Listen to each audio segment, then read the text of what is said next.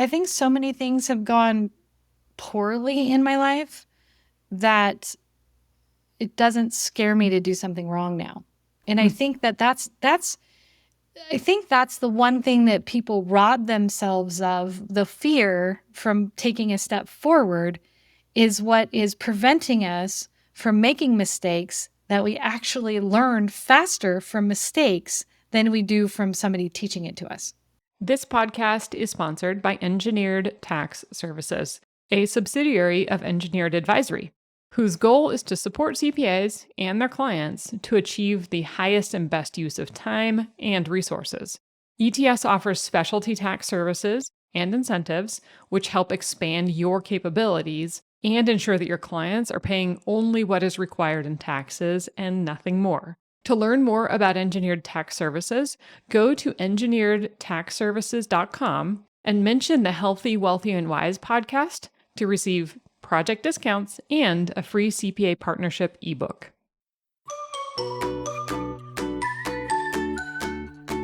Hi, everyone. This is Heidi Henderson, and you are listening to the Healthy, Wealthy, and Wise podcast for accountants. I am really passionate about people and the industry. And I truly believe that the accounting industry can do better for both our clients and its professionals. So I'm going to share insights from people who have found professional success and who have managed to balance that with their physical, mental, and personal health. So I hope you enjoy, and I hope you get inspired. Accountants can earn free CPE from listening to this episode. Just visit earmarkcpe.com, download the app, take a short quiz, and get your CPE certificate. And now, on to the episode. Welcome to today's podcast. Today is pretty cool. It just happens to be the day we're recording is International Women's Day. And I happen to be recording with Kimberly Lochridge, who is Managing Director, Executive Vice President of Engineered Tax Services, among many other hats that she wears. So we'll have to dive into that. But Kim has always been a huge inspiration to me. And the really cool thing about this podcast and having her here is that Kim is not only an amazing, successful female doing some incredible things in not only the accounting industry, but real estate and many other areas. Kim happens to be my sister, and she is also my business partner. And so I'm so excited that she is joining us today. And I think we're going to have some fun kind of talking through some background and a little bit about how Kim has gotten to where she's at. So with that, Kim, thank you so much for joining us today. Thank you, Heidi. It's good to talk to you. Okay, so let's start way back at the beginning. So share your background. Well, thank you. So the background, where do you want to start? Way from the beginning. Where are you originally from? Where did you start out? Where did you grow up? Little background on Kim personally. Well, okay. Well, I was born in Seattle, lived a little bit in California for most of my adolescence, young adolescence, and then as a early teen moved to Oregon, spent some time in Portland. And then, kind of bounced around a little bit until we found a place. Raised my kids in Salt Lake. I lived there for about 25 years. And then moved back to Portland for a little bit. And now I'm in Arizona as an empty nester and enjoying the sunshine. So, yeah, that's kind of a history of bouncing around of where we came from. Mm-hmm. Exactly. So that's also my background. The most part, right? Yeah. So thanks for that, Kim. We're sharing our mutual backgrounds. Kim actually just celebrated her 50th birthday last fall. We had the incredible pleasure of going to Europe and doing an amazing trip. So we have definitely been celebrating her 50th birthday and, just celebrating life. So with that said, and to that point, what do you do for fun? What is the thing you love to do the most? Well, it's funny because I usually tell people, your passion is horses. And I always tell people, it's like a lot of people have hobbies, they have, golf or horses or whatever. But I think my passion is real estate. I think it's really geeky. That's my hobby. That's what we do on our time off. I say we, my husband and I, because we manage a lot of real estate. But I if I really came down to it, I love to travel. So I'm actually doing I think 5 different countries this year, just not even trying. We love to travel. We're going to travel anytime we get the opportunity. We're in that stage where we have grown children out of the house, but we don't have grandkids yet. So it's really kind of fun to be able to just live our lives, and just be where we want to be when we want to be there for the most part. And yeah, I mean, you mentioned it. You manage a lot of real estate, in addition to being one of the absolute top performers in a large national company, and having truly risen to the top, the essence of rising to the top, which we're going to get into because I want to talk about that. But how do you feel like you've managed all of that with still taking the time to travel, to see the world? You've got 5 countries you're going to visit this year. How do you feel like the changes with COVID and remote working and all of these things has made that either easier for you, or maybe it's also been a shift you've been able to build into your success by being able to manage all of those things? So have you done that? Have you sort of fit in this travel in the midst of your busy work life? Eating the elephant one bite at a time. It seems, when you look at the whole big picture, it seems really overwhelming, but somehow, some way, I just keep managing. I do a lot of self-care. I think that is important. I love the sunshine. I mentioned that. So, today's a nice 75, 80-degree day, and we're beginning of March, and a lot of places there's still snow on the ground. And, I have the ability to go outside and just absorb that sunshine for a little while, even if it's just for 5 minutes. But, it really is just taking and dissecting what needs to be done, organization tools, whether it's Outlook, and really utilizing some of the organization for emails and that kind of stuff. But, with my W-2 job, I have 4 dedicated assistants that work specifically for me. So I delegate a lot, but there's just a tremendous amount of work that flows through, and have to be constantly available to them if they have questions, or to clients. And I'm primarily in sales, so that's a big part of it, is being available. So yeah, I mean, again, just managing the property and all that that we have going on, managing our parents and their Hmm. health. Obviously, that's a component at our age. And Heidi will be 50 next year, since she told me my age. That's We had right. disclosed that Yep. she's right behind me, which is fun. We're 18 months apart, so we've always been kind of like twins. We've had that telepathic. But anyways, going back to it, yeah, it's really just eating the elephant one bite at a time, and making sure that I'm organized. Another big part of it is we made a family decision that my husband retired after his 29-year tenure at a big worldwide company, and that's helped a lot because he manages a lot of day-to-day household, and also took on all of the management of our properties, which mostly was falling on my head, along with my job. So now that we have him kind of freed up to do a lot of the running around, and due diligence, and closing deals, and whatnot, it's freed us up a little bit there. But it seems like it just keeps getting busier because we just have more and more stuff to do. But it's what we enjoy. We talk about when we won't enjoy this anymore, and what we're going to do. But right now, it's like, we're kind of having fun. Well, that's the key, I think, is to enjoy what you're doing and to have fun with it. Kim mentioned a minute ago that what does she love to do? She loves real estate. Well, I'll expound on that a little bit. If anybody ever wants to talk about spreadsheets, you don't have anybody to talk to, you can call Kim, because I don't know if I've ever known anybody who loves her spreadsheets as much as Kim loves her spreadsheets. I'm pretty sure, like in the evening, like while she's watching TV, or the weekends when they're hanging out by Yeah. the pool, she's probably playing with spreadsheets. analyzing numbers, going through all of the data. So, we laugh about it, but I bring that up because your drive, I think, certainly would have to contribute to your success. And, one question I have is, what do you contribute? What do you think is the number one contributing factor to your success? Because it's not just that you're highly successful, it's that, you've managed to rise above hundreds and thousands of other people who have maybe taken a stab at trying to do what you've done, or to be successful in a particular industry and specialty tax, or in the tax world and accounting and consulting and some of these areas. And you have achieved success at the highest level in this industry, truly.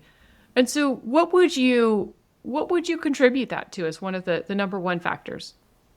Man, these are really good questions, Heidi.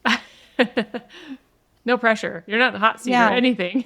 Yeah. Just, I mean, off the cuff, I think when we were growing up, one thing that I'm always very appreciative is that it was instilled to us that we can do anything that we put our mind to. It didn't matter what our limitations were. It didn't matter where, anything that came up. It was just that you're capable of anything you want to do. And I'll be honest with you, I think that that is the huge contributing factor because I have no limits. There's nothing in my mind that says, oh, I can't do that because. Like, if I have a desire to do it, I'm going to find a way to do it. And, if I see myself in a specific place, I have this ability to just make it happen. And that's, I think, because I don't feel like there's any limitations except for my own brain.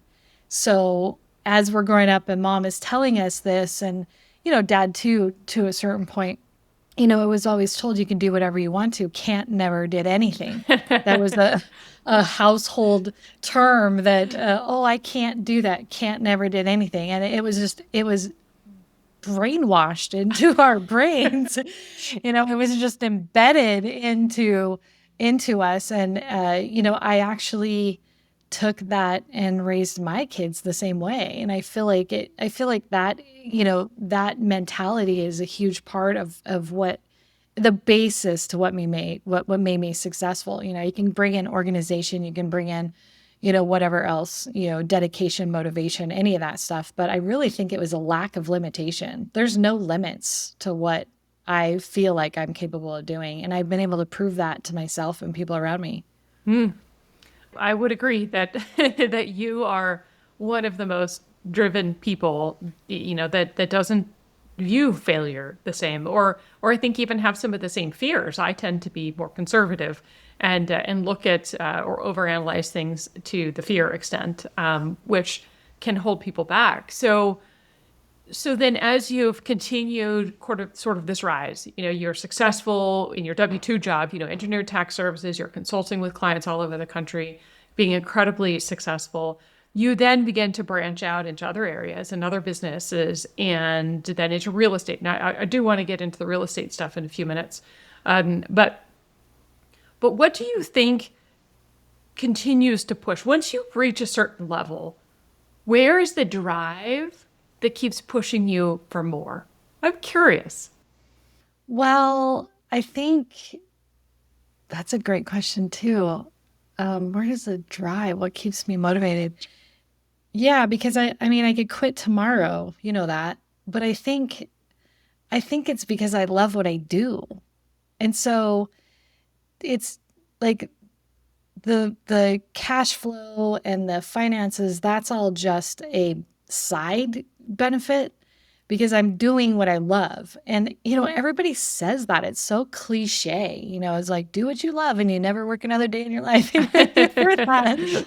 But I'm living it, and I think that that's what motivates me to do better. And if I get to a point where I feel like I'm dropping the ball or dropping a ball and I can't stay on top of it, or I get to the point where I'm too stressed out or something like that, I figure out ways to get around that. I don't want that to stop me. That's not a block in my path. I will either get up over the block or I'll go around the block or I'll pick up and move the block. but I don't just sit down on the block and say, oh, I'm done because there's a block in my way. So I think that what continues to drive me is the fact that what I'm doing is what I love to do. Honestly, I love to do it. I've been talking to Dave, my husband, last little while. I was like, when will I want to retire? And he's like, I don't think you're ever going to retire because you just have so much fun at what you're doing. And the people that I get to talk to, I get to talk to my clients about what I love, which is real estate, and coach them and help them. And it feels like I'm giving back. It really does. It's not coming just from a sales perspective, but it comes from an education standpoint, which just turns around and gives me more clients, more referrals, but I get to talk to more people. And so I think everything that I do has stemmed from my position and my job where I'm at right now. And I have ties in, this area, and I'm working now internationally, and, going to Barcelona for work, and then, we're going to Africa for fun later, and, doing these things where I get to, travel the world. Victoria, BC is in June. That's another conference that I get to go to for work. So these things that I get to work worldwide is just right where I've expected, I've always wanted to be. So it doesn't surprise me. It's like, oh yeah, I would see myself doing that. And some people could only dream of going to those places, and I'm going to all the three of those places in this year alone. So those are the kinds of things that continue to drive me, because of what I'm doing and where I'm at, it gives me more opportunities to be able to do things that I love to do. Mm-hmm. Absolutely. So, Kim, one thing I want to share with people that I think is one of the most inspiring things, I think it can be helpful to so many people listening too, is you got here in a really unconventional way. You didn't follow the conventional path that a lot of people are told they need to take, or they feel like they have to take in order to achieve success. You did it your own way, which, for anybody who doesn't know Kim, I can tell you, Kim has kind of done everything her own way. But that's what's been so inspiring. So tell us about your background and how you got here unconventionally from, coming out of high school. What did you do and not do that we typically see? And how did you overcome some of the trials maybe that you went through? Well, I've really struggled with this question in my lifetime, because I think that it's been something that I felt was a detriment to my background. But then so I guess I'll fill in the blanks for everyone first. In high school, I was the black sheep of the family. I was the troublemaker. I was rebellious. I was a terrible kid. I got into drugs. I mean, just name it. Came from a great family, but, I had to touch the fire. I got to a point, I think, really early on in like 7th, 8th grade, where there was a turning point for me. And we don't really have to share the story, but yeah, I guess we can. I don't know if you want me to. If you share as much as you want to share, because I wanted to broach this topic, because in an industry where we deal with a lot of CPAs or investors, there's still a big premise that, if you didn't follow the path and go to the right school and have all the right papers, then you can't do certain things. And I think it's huge. I think it's huge for people in every industry to realize that if we look at the individual and we look at the skills and mindset, that maybe we should reconsider some of those things. So sharing your story, I think, is huge. And for people who didn't follow all of the perfect little path and that process they needed to, I think that it can be incredibly inspiring for those people too. Okay. Well, so I'll go into it and I'll share, because I agree. I think it is a good story. So when I was, we moved to Oregon and went to school, and I started junior high, and it was like 7th grade.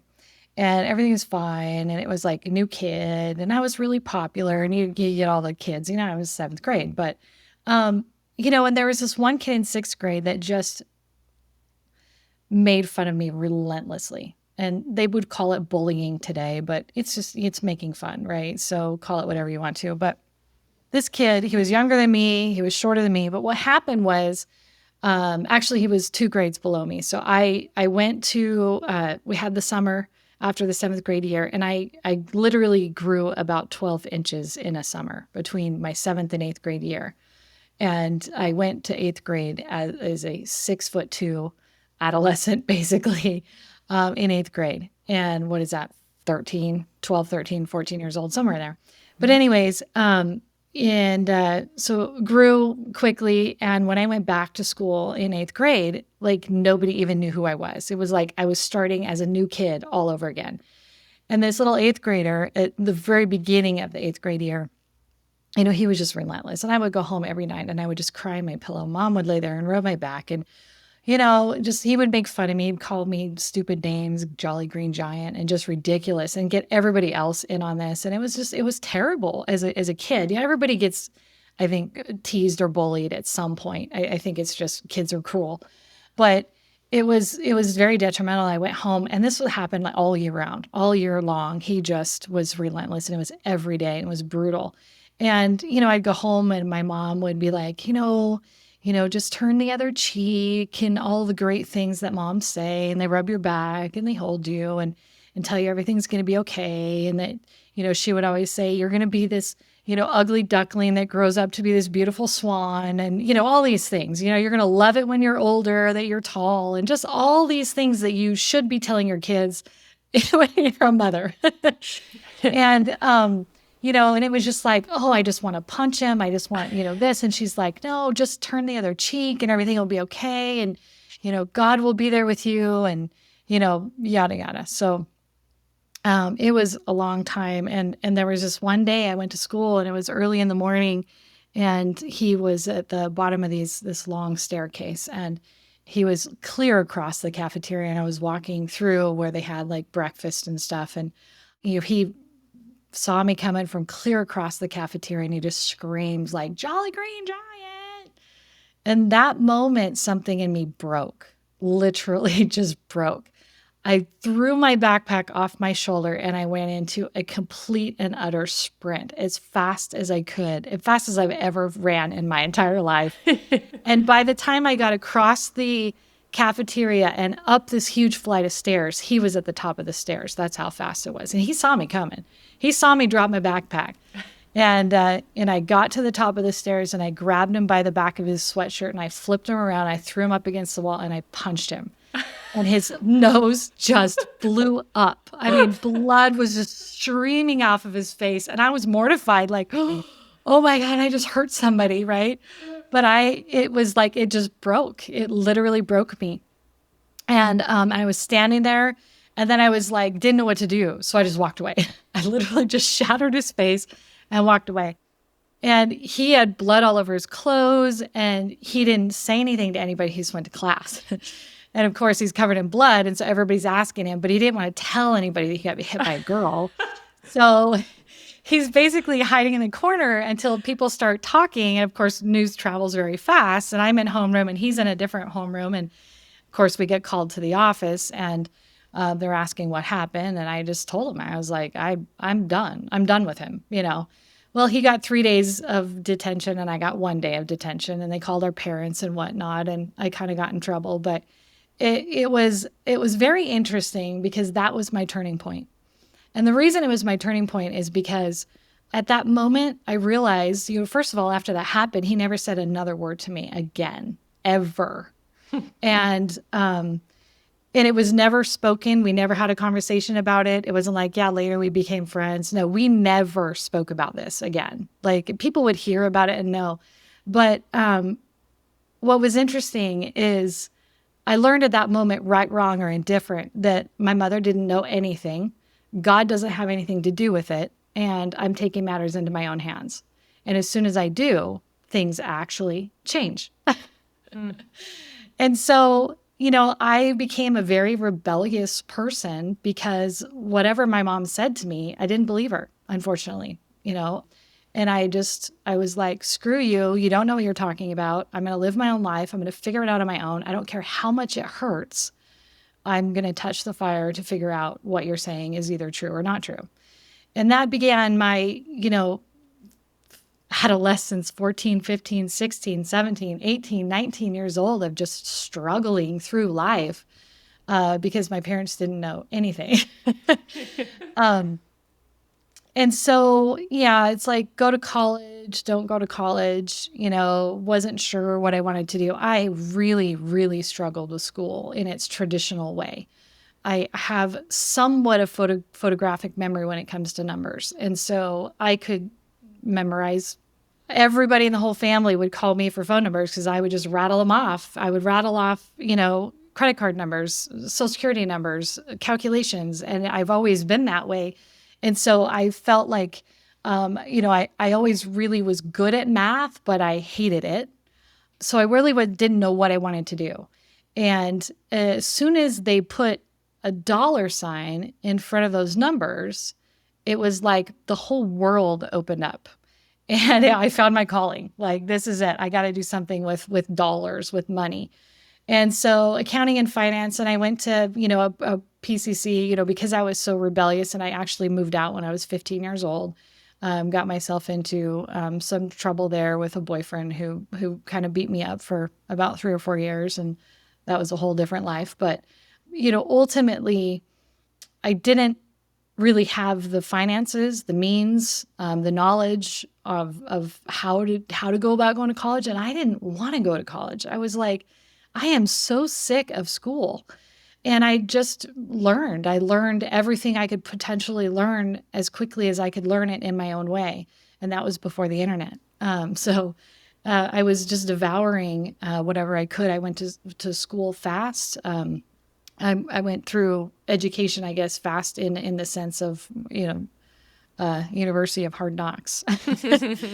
And then I did some classes at Portland Community College in finance and accounting, and that helped me pretty much whatever I wanted to do. And I started up with a multi-level marketing company when I was 17 years old, and started selling. And from there, really, I started figuring out how to track everything. I started using QuickBooks way back then and tracking my inventory, and I became one of the biggest salespeople in that organization. And then, obviously multi-level wasn't the place to be. but I did well, and it taught me a lot. And then, got married at 21 and had my first baby, and just life kind of just took hold, and I just didn't really have, the desire or the means to go to college. And so that was from that business on. My husband and I at the time had started another business in the lumber industry.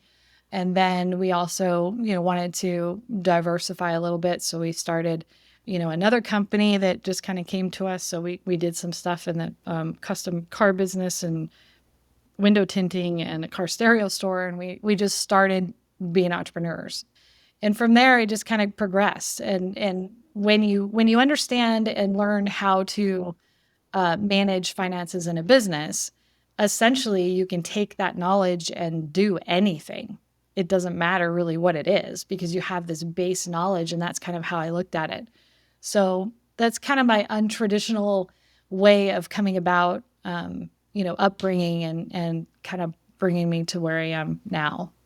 I know that's not the easiest thing in the world to share. And I know that can be a vulnerable position. And the reason that I asked you to share that is because, again, I think it really is so inspiring. I think it's so tied to how hard you've worked and how much you've fought and how strong you are to have achieved the level of success that you have. And, to boast a little bit about Kim, as I said, Kim is, the, if not, at the top or the top producer of engineered tax services or engineered advisory.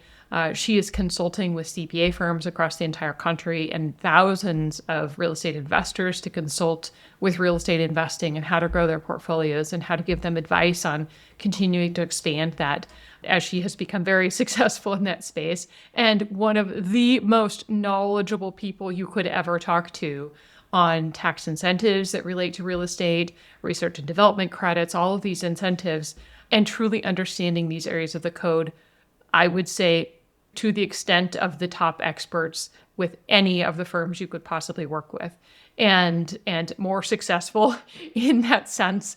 And I share that because it is so inspiring, and you have been a huge inspiration to me in my life, and you have always been someone that I've looked up to, because I followed a more traditional role and went to college, but you are way more successful than I am. I sit back here going, oh, I don't know about buying my own real estate. I take the safe road. And so it really is profound what you've been able to accomplish, the knowledge that you've gained, the value that you bring to your clients and to the industry as a whole. And it truly is incredible and really the epitome of who you are as a person, that strength and that willpower. What do you think holds people back from reaching their potential? Fear. Yeah, Yeah. I would have to agree with that. I think it's fear. Mhm. I think it's fear. I think it's fear of failure. I think it's fear of doing something wrong. I mean, it's fear of so many things. I think it could be self-sabotage. There's a lot of things that, have to be moved out of the way that hold people back. And it's rampant. I mean, it's the norm, for people to be non-movers. And so when there is somebody that is a mover in your world or in your circle, I think that those people really, really stand out. And, I met this woman on a plane once, and actually we're still friends, but it was very interesting because we met on the plane and then we went to lunch and we've stayed in contact. She lives here in Tucson. And she said, every time I talk to you, I just love your energy, and the way your brain thinks is different than what I'm used to. She's a 69-year-old woman, and I fell in love with her. I just adore her. And, and I just thought it kind of took me back because I know I have a positive energy. I have this energy about me, and that just kind of comes with, call it the butterfly syndrome, call it whatever you want to, but it was very interesting to hear somebody say that, because I think that contributes to that being a mover and a shaker and somebody who's, constantly looking for different things or keeping their eyes open. I think it does initiate a type of energy, and that's what gets the attention of other people. So I would say that, to your question, I think fear is what holds us back, and it actually diminishes some of our energy when we're scared. Yeah, that makes sense. So when you bought your first property, I mean, I feel like that jump, that leap, that's a big leap. For someone who, you've got some people who own property and they begin to build their portfolio. But the very, very first step, how difficult was that very first step for you in buying your very first investment property? I'm trying to think of so we bought our first home in 95. And then we bought our second home, which wasn't technically an investment property, but it was a second home. And we bought that just a few years later, maybe 4 or 5 years later. And the first house was scary enough. The second house was petrifying. And I kept thinking what happens if we can't make the mortgage payment, or what happens if this, and in my mind, in order for me to allow myself to make that step, I have to make sure that I have a backup plan, educated, risk, and management, and then another backup plan. So I think I'm the queen of backup plans. Heidi, you laugh because I think you know what I'm talking about, obviously. Well, and I was going to say the spreadsheets. I think a lot of that has to do with your level of analysis and the Mhm. time that you spend to truly look at every single potential outcome and consider the risks versus rewards. Yeah, and I think so many things have gone poorly in my life that it doesn't scare me to do something wrong now. And I Mm. think that's I think that's the one thing that people rob themselves of, the fear from taking a step forward is what is preventing us from making mistakes that we actually learn faster from mistakes than we do from somebody teaching it to us. Mm. Maybe that's just me. Maybe that's human nature, but that's absolutely the case for me.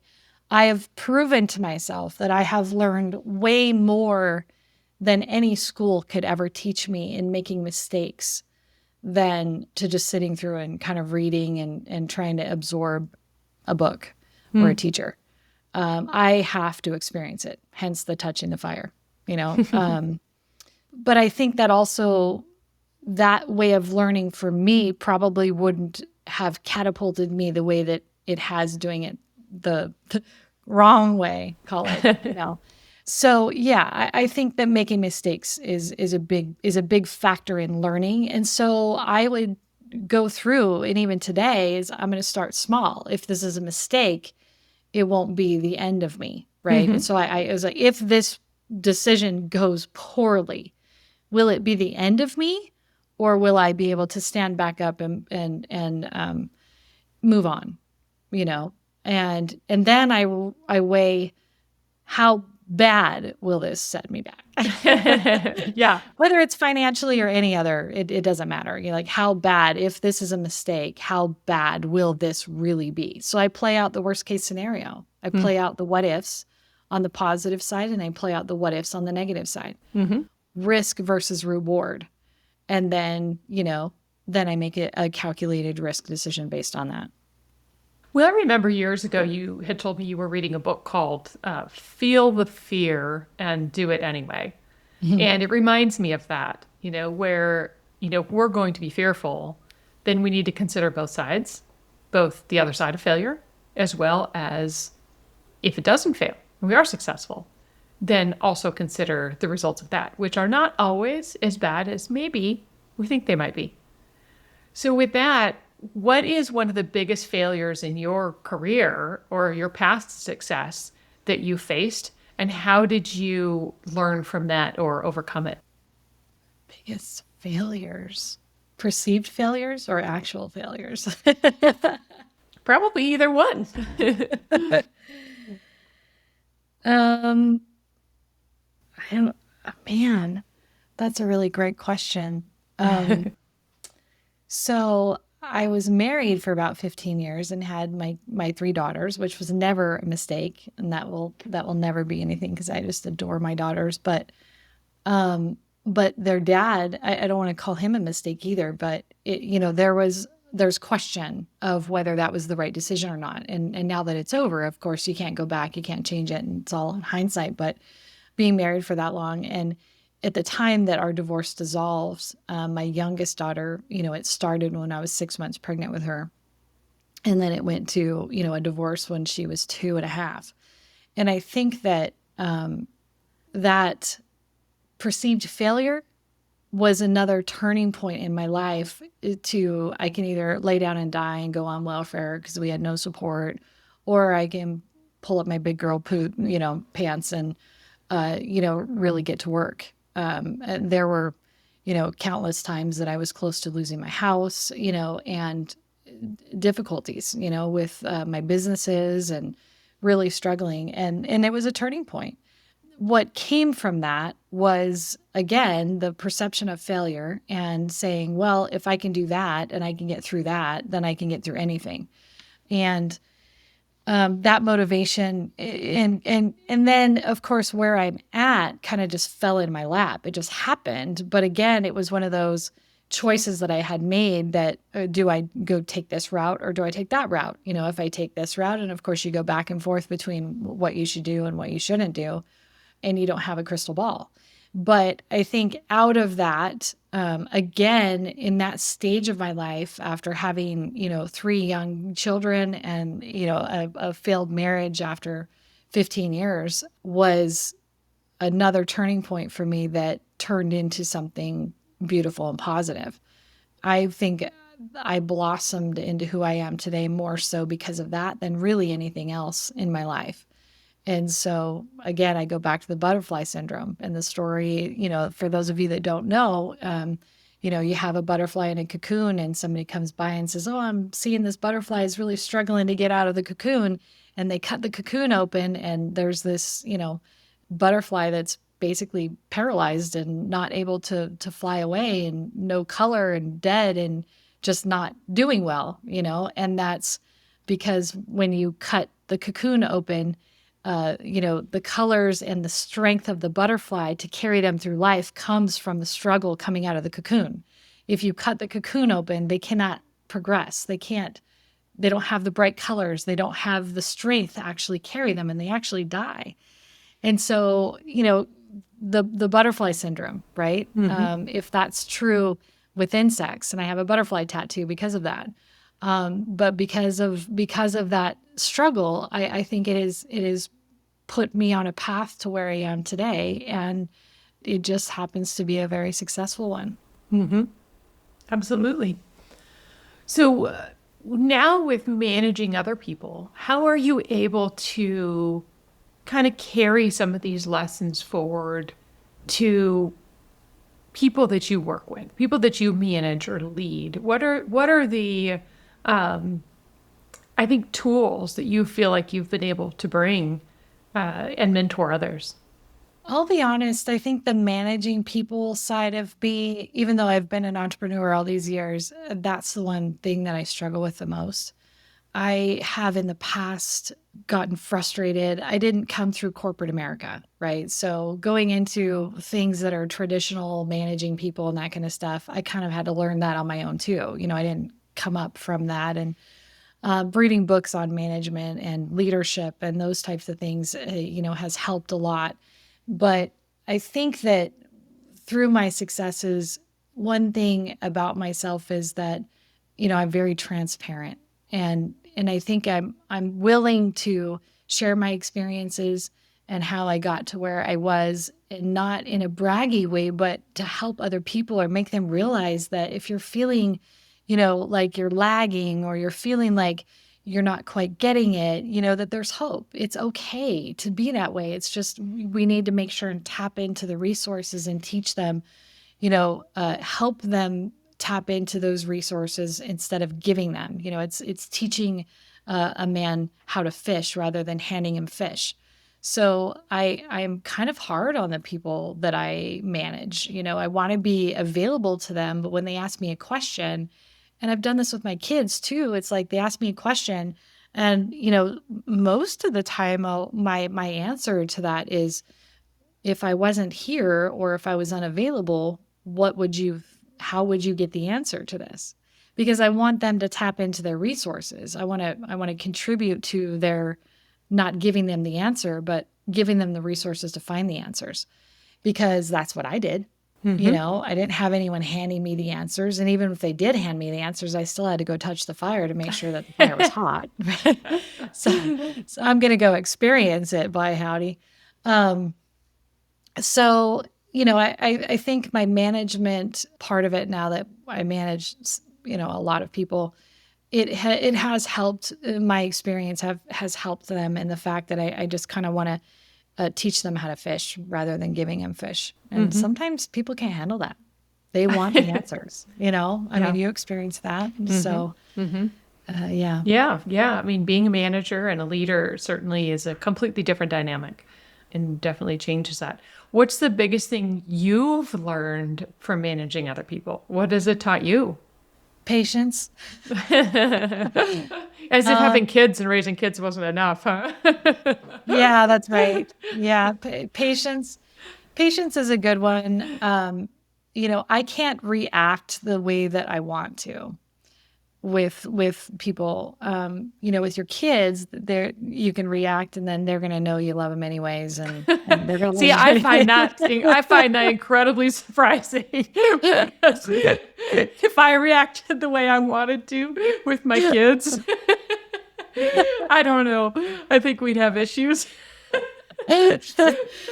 Yeah. Well, I've been over my life. I've been a very emotional person. I'm going to tell you like it is. And if that, if the F bomb comes out, then, it's just part of me. Um, and that's not tolerated so well in business. So I'm had I think it's interesting. It depends on who it is. Some people really appreciate the honesty, and like, oh, yeah, it's very emotional. And other people are just like, you cannot say that. It's like, well, I just did. So yeah, I think what I've learned the most is really to be able to balance my emotions and keep those in check, and really take a step back and take a deep breath and just understand that, they're trying. And, if they're not, then there's my answer. I cut them loose. If they're not going to give me the best, then I am not going to take the time that I'm investing with these people, because it's an investment to train and to coach. And if I see somebody, I had somebody that I was working with that, it was just, I would get all the right answers. I mean, she would answer every question and she would say all the right things, but nothing was matching up to her action. And it was literally just being lied to every day. And I felt it was over a year, and it was terrible for me because I really struggled with what I should do, because I really didn't have any proof, but I'm like, this isn't matching up. And I felt like it was just a complete waste of time, and as soon as I put that person on a performance plan, they quit, which was while I was on vacation, which that was a huge eye opener to me. Yeah. But those types of things, it taught me patience, and it taught me a little bit more of that. Also, if somebody doesn't quite work out, it's not my fault, and putting the onus back on them. So that's probably what I've learned the most about myself, is just to really have more balance in emotions. Yeah, I think that's huge. So last question. What would you tell your 18-year-old self? Hang on for the ride. Oh, that's the best response ever. Like, yeah, for real. Knowing what I know now and everything that person has gone through. Yeah, hang on for the ride, because it's a wild ride out there. And yeah, I don't really have anything else. I Like, love that. it's just hang on, Yeah. because that's what we're doing in many cases, Yeah. just you never know where life's going to take you, or us. I mean, we've both been through a lot in our lives, and we've been through very, very close times, and then sometimes not so close. And these last few years working with you, you get to brag on me all this time, but what people don't understand, and what I need to say, is that Heidi's my mentor. She's the one I look up to. So, love you. Oh, you're so sweet. Thank you. Well, thank you for being here. And, this is a little bit of a different podcast. We're not diving into anything tax technical, and Yeah. it's more about just being human. But, I think it is important. I think it does make a difference. And if people listen, I think it's important, to give people opportunities and not just look at a piece of paper, not just fill what fits in the box, but really looking at people, really looking at individuals, understanding what makes them tick, and taking the time to cultivate and to believe in people, and to look at their drive and willingness, and really what is that motivation underneath it all. Because I've seen so many incredible people in my life, and it has been inspiring to watch Kim overcome fears and be willing to fail forward, understanding the lessons that come from that, to achieve such tremendous success. And it is an absolute blessing. And it's a blessing that the people that work with you are able to work with you, are able to call you and get advice and get feedback and get the consulting time that they get because the knowledge that you bring to the table is absolutely incredible. So, with that, it has been an absolute pleasure. I'm so grateful that you took the time and we got to do this. I hope everyone enjoyed, and we will talk to you next time. So we brought Kim Lochridge back again for kind of a second part or a subsequent episode to talk more about her expertise as it relates to real estate and how she's working with real estate investors and how she's been able to grow her personal real estate portfolio over the years, learning what she knows, learning how to implement and utilize the tax benefits relating to that, and how her success has continued to grow. So kind of shifting from the personal aspect of our original first part, here's part 2, and we're excited to have Kim back with us. So now we've gotten into all of the personal aspects. We got deep, and I love that you were open to share that and to just be real. But I want to dive into really the real estate side because you have really managed to shift your career in working and consulting with real estate investors to help them grow their portfolios and strategize with how to structure those portfolios, how to implement tax benefits as those are related to their portfolios, the different properties that they own. But through that, you have continued to grow and learn yourself, and you have an impressive portfolio. You own real estate, you manage real estate. I would love to get into that and kind of share how that all evolved. So let's start first. Like, how would you describe how you are working with real estate investors and how that kind of experience or relationship is working? Yeah, it's an interesting question because that in itself has evolved as well through my personal experiences, as I'm sure all the listeners can relate. As I go through challenges in my own personal portfolio and learning, I'm not afraid to dig in and jump into something that I have never done before. So the risk is something that's very real and sometimes scares my husband, but I make very calculated decisions, and then how I translate that is after I go through certain situations or challenges or events, or like, hey, I never done a 1031 exchange before, and now I am, and now I have a little bit more experience to actually speak to my clients about that process, and not just doing it from a supplier or a vendor standpoint, but actually doing it from experience of going through it myself and knowing what those challenges are. The same thing with, whether we're owning long-term rentals or short-term rentals, it gives me such an understanding for my clients when they're talking about the challenges of, getting it up and running as quickly as possible, and challenges of, construction, because I'm dealing with some of those same challenges, with trying to get contractors in. And so anyways, it's really just more or less, what I know from a tax perspective, and then being able to translate that into my own portfolio, and then turning around and using that experience from my own portfolio to counsel and help other people get to a place where it might be beneficial for them. And so who are you typically working with?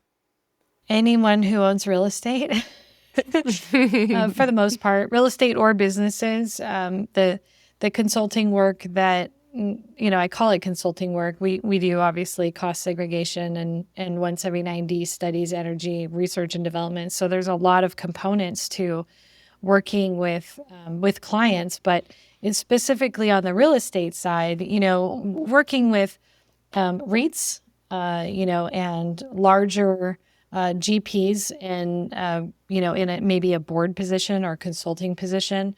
I also work with people who own commercial buildings or family offices that have large real estate portfolios, where we're talking to them about strategizing their taxes the most effective and appropriate way. I also work with a lot of doctors. I have, probably 600 or 800 doctors that I work with, and that are investing in real estate, whether it's their own medical office practice, or maybe they're investing in a short-term rental, to kind of help build their personal portfolio so that they can, retire faster, have that passive income. There's, and everyone all the way down to people investing in single family homes, long-term rentals, smaller buildings, so you go from one call, I could be talking to somebody about a trophy building in, downtown Atlanta. And then the next call, I'm talking to somebody who's bought their very first single family home and they're just barely turning it into a short-term rental. So it could run the gamut of who I'm working with. So you're working with 500 or 600 doctors in terms of looking at real estate. That's fascinating. What is the reason? What's driving people to that space and look at real estate versus, other, investing in a typical brokerage account or their diversified funds and things like that? Yeah, that's a fantastic question. I think historically it feels like we've all been trained to just do what we've always done, and that's the IRAs and the 401ks, and that's really where we're going to be at. And I think people are starting to realize with this volatility that we've had over the last 10 or 20 years with the market and how scary it is. I mean, yeah, overall, investing in 401ks and those types of things are fine, but it's traumatic to go through some of these downturns for people. And it really depends on where they're at in their life, and what their risk tolerance is. But you just get people now, it feels to me, and I'm the same way, that I encounter people that want something more. There's got to be something more.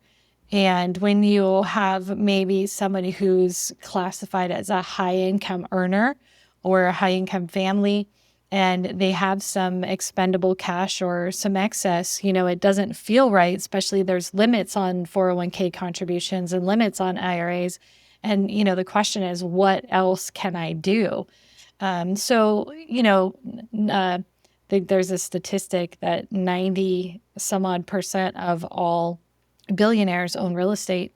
And I think that starts to, plus we've had a run on real estate for the last 10 years, 13 years ever since the downturn, has been really good. And so people are really starting to look at options and alternatives.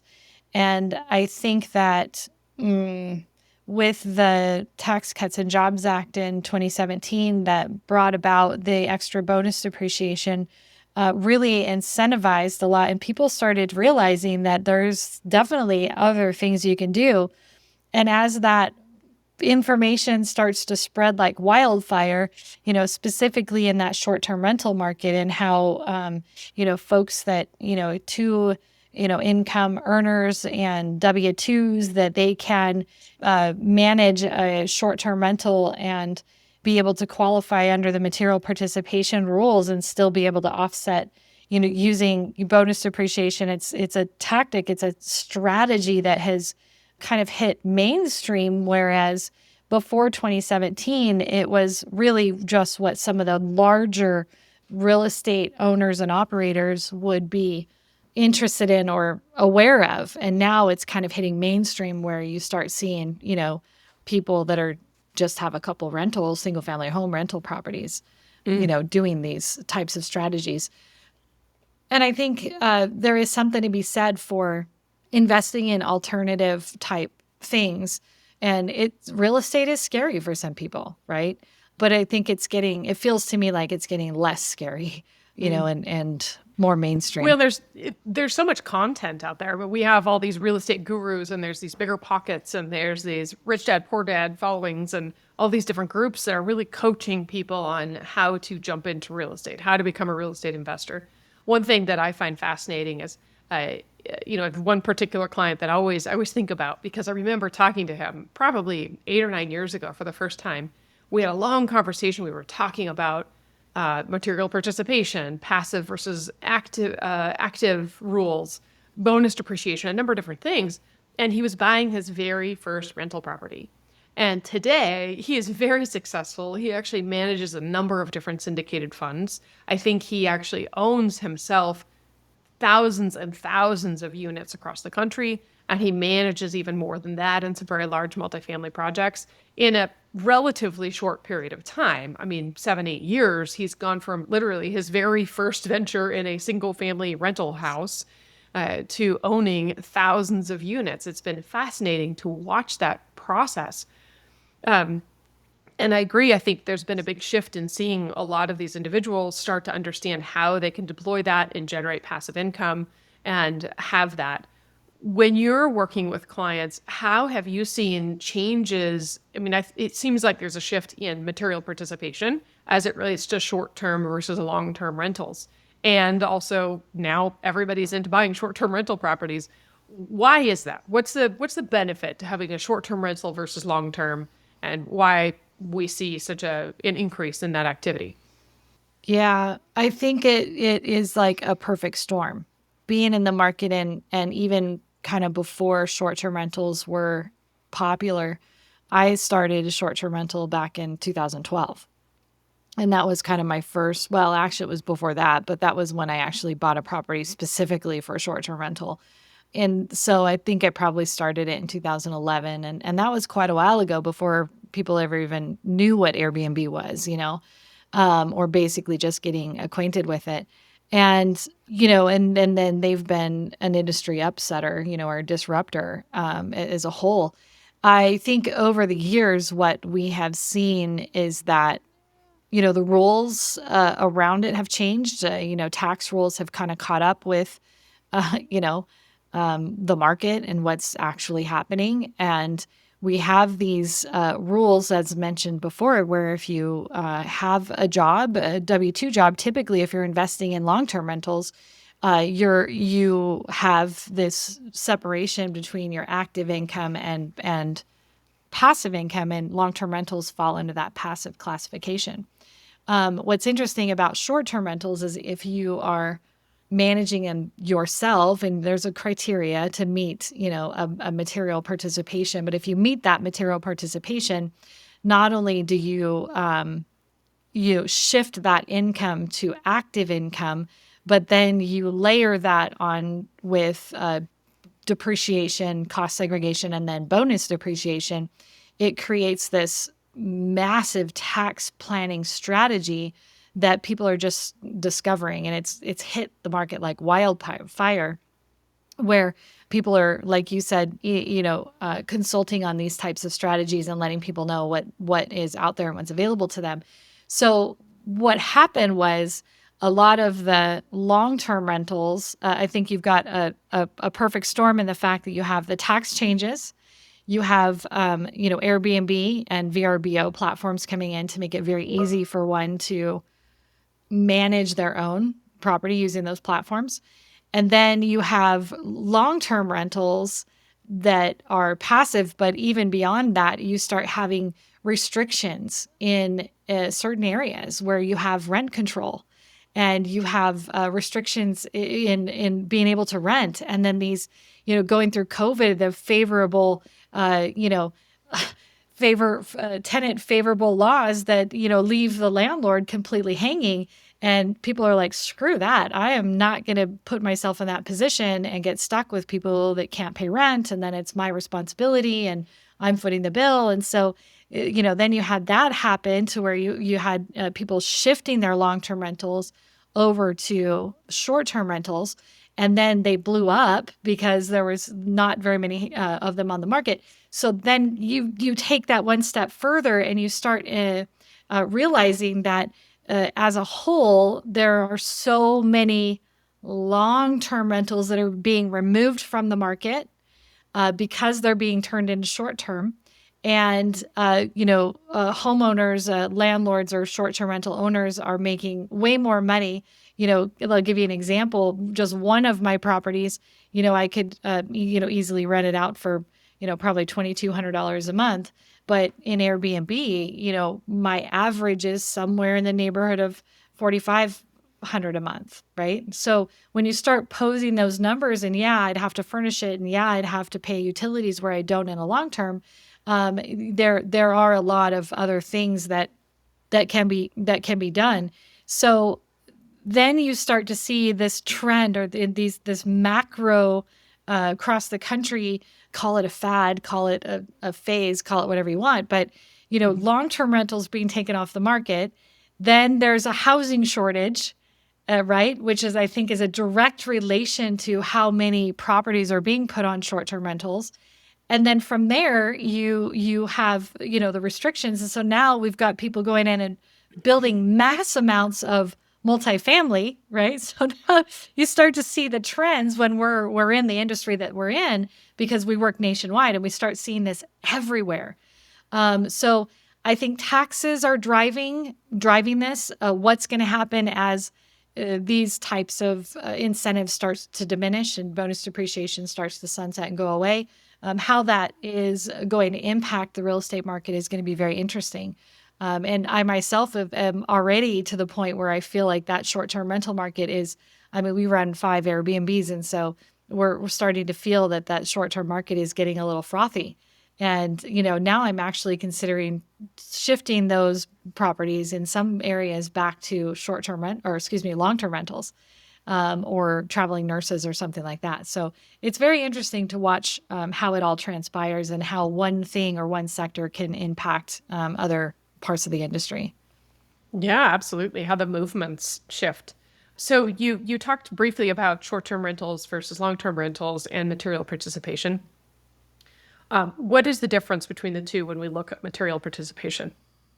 Yeah. So if one can qualify for the material participation, and there's a whole laundry list of rules, and I don't think we need to get into the details of it, but the material participation rules are very interesting. I mean, you have to spend, you know, at least 150 hours a year managing that property. So if you have two income earners, they're W-2, and then you have a short-term rental that you're managing, you know, if that was a long-term rental, that would be passive income. But if you can manage that short-term rental on your own and prove that you have that 150 hours a year in material participation, then that becomes not only active income, but also the depreciation, as we mentioned, becomes active losses, which you can offset against your active income, which is the W-2. So that creates a huge benefit to someone who is in a position where you have two income earners, you know, but they still want to have some offset of tax liability. A long-term owner, you know, in order to qualify for, say, a real estate professional, it's a little bit different rule. The material participation is specific to short-term rentals. Hmm. In this case, obviously, there's some extenuating circumstances, but in a long-term rental situation, you know, in order to reach that same manifestation in the reduction of taxes and turning it into active, one of the two parties has to be classified as a real estate professional. It doesn't necessarily mean you have to have a real estate license. It just means that there's now a requirement of at least 750 hours a year, which is about 15 hours a week. You know, it's not small. And you have to prove managing that property. If you have a property manager and then you're trying to claim real estate professional, it's not a good fact pattern, right? So you want to make sure that you have your ducks in a row. And then if you are a real estate professional, then you can also use those same rules where everything becomes active, and you can offset using your losses from the property, the depreciation, the bonus depreciation, and offset your W-2s. And so in my doctor practice, or in my inner workings with the doctors, a lot of them are actually, you know, one of them is a doctor and the other one is, maybe a part-time teacher or something, and they want to stay home with the kids. So they actually teach them to have that spouse, basically quit their job, or facilitate, material participation so that they can reach either the material participation or the rep status, so that they can then have that spouse offset income, I mean, this could be doctors, it could be lawyers, it could be dentists, there's a lot of different higher income professions that this could work with. But yeah, I mean, very, very interesting, the strategy there. Yeah, yeah, really. And yes, I mean, we are working, myself as well. You and I work together, obviously, and work with a lot of investors where this discussion is constantly going on about, can it be qualified as active versus passive? Because that's really key in offsetting ordinary income or W-2 income, which is where a lot of people are making the majority of their cash flow or their income on a monthly basis for a lot of the clients that we're working with. Can you give us an example? Let's look at some of the actual numbers behind that. Let's say that one of these doctors decides to set that structure up. They've kind of got it outlaid, and they go out and they buy an Airbnb of $500,000, $500,000 property that they're going to begin renting. Nice area, nice vacation area people like to go to. What would the benefits be to them? The tax benefits that they could capture, and how would that essentially offset their income? Yeah, it's a good question. So let's just say hypothetically that in the same scenario that I gave you, physician is married. I mean, let's just say it's a female physician, right? And her husband is more or less working part-time as a teacher. And then they decide to kind of go this route in that, the husband or the teacher is going to, take on a little bit of that material participation responsibility of managing this short-term rental. So they go buy it, let's pull out of a $500,000 property, we can pull out, maybe 100,000 for land. And then that leaves them with a depreciable basis of about 400,000. And in the scenario with the bonus depreciation, assuming they buy this in 2022, and just for easy math, they'll have a tax deduction of that property of about $120,000. Now, if you start looking at the numbers, let's say they take and spend $25,000 on furniture, right, which also would be bonus depreciated. So now they have a tax deduction of about $145,000 that they can take. And if that is the material participation that they have qualified for and they can document and justify, I will tell you that that is the number one thing the IRS auditors are going to look for, is that log of hours. So it must be documented. But let's say they take that and now they have a tax deduction just for starting this Airbnb of about $145,000 the first year. Say they're at a 35% tax rate. That's worth about $50,000 a year, at least that year, in offsetting, income. So that's a tax savings of about $50,000 a year. Now, them working part-time, they might have been bringing in about $35,000, and they likely would have to pay for childcare while that person worked and those types of things. So you start looking at the numbers and realizing that, hey, we can have, just by me being a real estate professional or having that material participation, it kind of goes both ways, that now, this particular person is contributing much more to the family by offsetting some of the other wages and the other taxes than actually bringing in the income.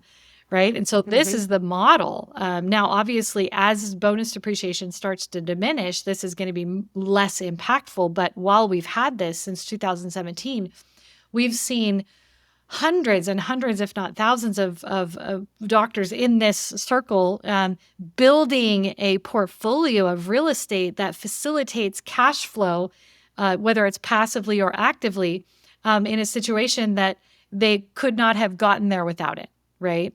And so now it puts them in a position where they have a very nice nest egg. They've got passive income if they decide not to have that material participation at a later date. And they've got property that they can choose what to do with later, Yeah, right. Well, and on that example, if someone's buying a $500,000 home, and let's assume that they put 20% down, that would be a $100,000 down payment to acquire that home. A $100,000 down payment that they're putting down to purchase that home. And in that scenario where it is active, and this could potentially save them, $50,000 in taxes, your estimate of 35%, that's somewhat conservative. Someone who's in a top tax bracket, maybe at 37%, if they're in a state that also has state tax added to that, it could be 40, could be 45% or more. So the cash value from a tax saving standpoint, could be 50, 60, 70,000. Essentially, they're recouping immediately what the down payment they paid just even to acquire the home. And now they've got the passive income, the rents generated off that property. So it's so fascinating to see how the market has changed. And I think it'd be interesting. We'll have to recircle around in a couple of maybe, 18 months or 24 months and see what's happening in this market. Because as to your point, I agree. I've seen some of this frothy behavior in terms of all of the Airbnbs and how different markets are responding to the level and number of Airbnbs that are available, and how investors are going to kind of shift their focus. One last point I want to make as well relating to bonus depreciation is, yes, as bonus depreciation sunsets, it's been 100%. This year, 2023, it's at 80% first year. For 2024, it will be 60% in the first year as a bonus depreciation is. Some people are confused that cost segregation is going away, that then it's gone. So we just respond to that question, because I know I've had that a few times, as to how you would explain what's happening there, that it's not necessarily going away, but what bonus will, the reduced bonus amounts will have an impact for. Yeah, so I think it's important to note that a lot of people who are just now learning about bonus depreciation and cost segregation for the first time do have that mentality like, oh, this is starting to sunset, and there's this urgency of trying to acquire property while we have it. And I think it's important to note that cost segregation has been around since the 1940s. So forget bonus depreciation, right? This is something that's been around for a very long time. And it wasn't until 2006 that we had and was introduced bonus depreciation for the first time. And it was really only 50%, and it was made for new construction or new money that was spent, like improvements. And it wasn't then until, yet again, 2017 with the Tax Cuts and Jobs Act that Trump extended that bonus depreciation to 100% and then expanded it to include purchases, which totally, totally changed the game for real estate investors.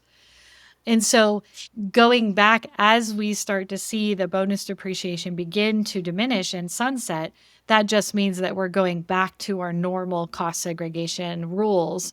And I'll clarify that for those who are, questioning it a little bit, because I think there is a disconnect between cost segregation and bonus depreciation. People think, oh, I'm going to go get my bonus depreciation, but essentially cost segregation is where we are breaking down all the components of the building and putting them into different depreciable buckets. And the reality behind it is the IRS recognizes that some of those components are not going to last any longer than, of course, 27 and a half or 39 years. And so they allow us to depreciate these assets over a shorter period of time, as so long as there's a breakdown of the building and a substantiation of what the assets are. Bonus depreciation is a result of cost segregation. So doing cost segregation, anything that is shifted into a bucket that is less than 20 years qualifies for the appropriate respective level of bonus depreciation for that year and the year that it was purchased. So essentially, it's like an advance on a paycheck.